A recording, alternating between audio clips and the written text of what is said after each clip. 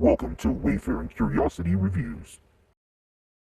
Post-apocalyptic fiction draws us in with its ability to show a world far worse than our own, reminding us that, as flawed as society might be, it hasn't yet crumbled.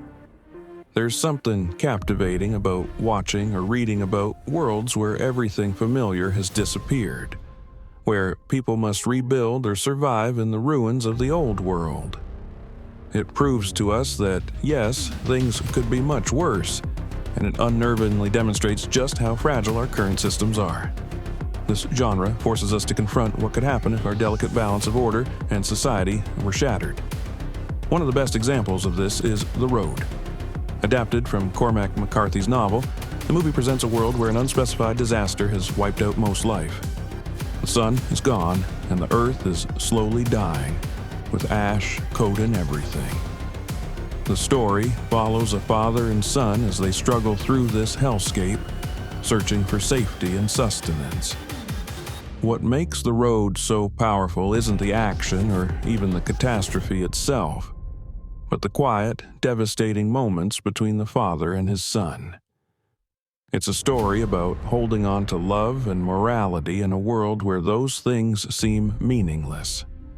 Watching this, you can't help but reflect on the luxuries we take for granted. Warm meals, shelter, even companionship, and how quickly they could vanish.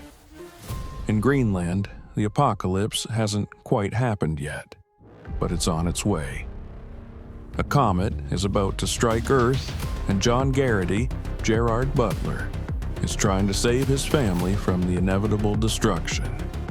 What sets Greenland apart is its focus on the moments just before the collapse. How quickly society falls apart when people realize the end is near. The movie captures the frantic scramble for survival and the desperation that takes hold when there's nothing left to hold on to. It's an urgent reminder that when the veneer of civilization cracks, things can descend into chaos in an instant. Meanwhile, Threads and The Day After take a more chillingly realistic approach. Both are set in the immediate aftermath of a nuclear war, and neither spares any detail about the horrors that follow. Threads is especially harrowing, as it shows the slow, inevitable breakdown of society, not just in the days or weeks after the bombs fall, but over the course of years. It's not just about surviving the initial blast, but about the long-term consequences of radiation, famine, and societal collapse. The Day After had a similarly profound impact, especially on American audiences in the 1980s, showing them just how real and terrifying nuclear war could be. These films don't offer any hope of rebuilding. They show us the stark reality that even survival might not be worth it in a world so utterly devastated.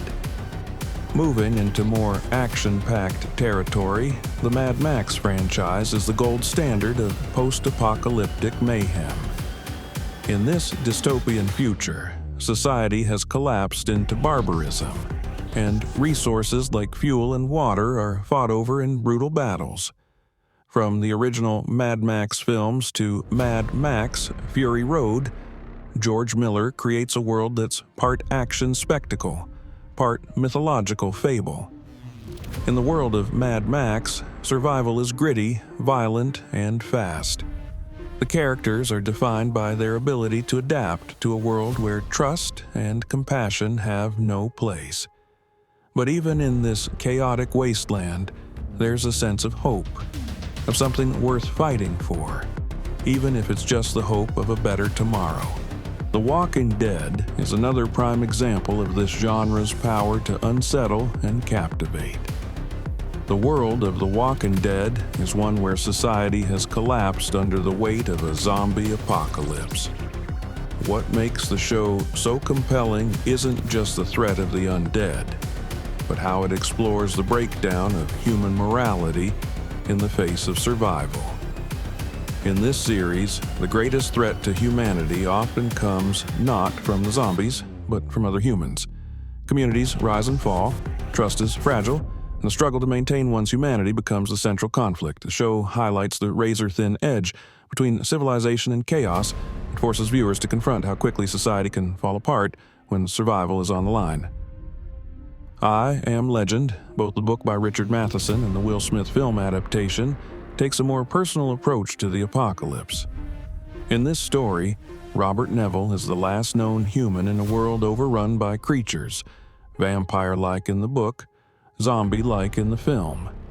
His isolation and loneliness are palpable, and the story explores what happens to someone's humanity when they are completely alone, surrounded by monsters.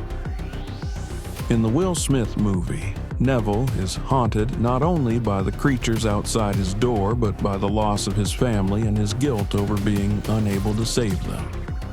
The movie touches on themes of hope, despair, and the drive to find meaning, even in a world that has lost it.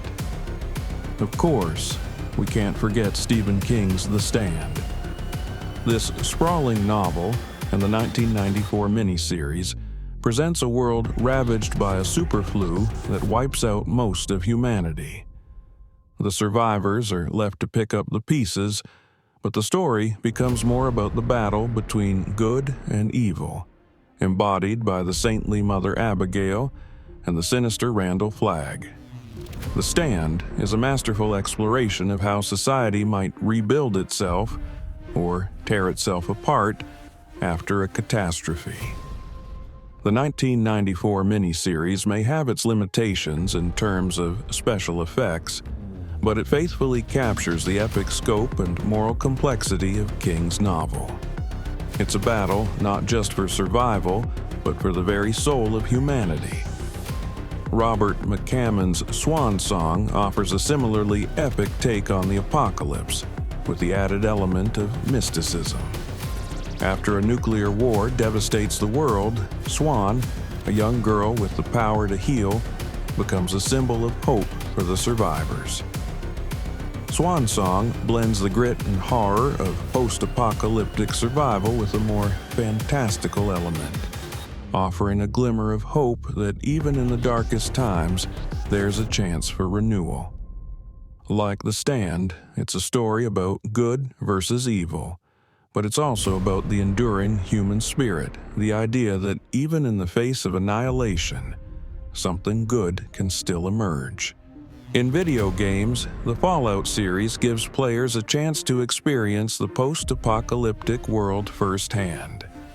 Set in a retro-futuristic world where nuclear war has destroyed most of civilization, Fallout lets you explore the wasteland as you make choices that will shape the future of the survivors. It's a world filled with dark humor, twisted mutants, and power-hungry factions, but at its core, it's about rebuilding. The choices you make as a player affect not just your character, but the world around you. Do you help others, or do you exploit the chaos for your own gain? Fallout brilliantly captures the moral ambiguity of survival in a post-apocalyptic world. Then there's the Metro series, which transports you to the claustrophobic tunnels of post-apocalyptic Moscow. Based on the novels by Dmitry Glukhovsky, Metro presents a world where humanity has retreated underground to escape the radioactive horrors on the surface. The atmosphere is suffocating, the danger is constant, and every decision you make feels like life or death.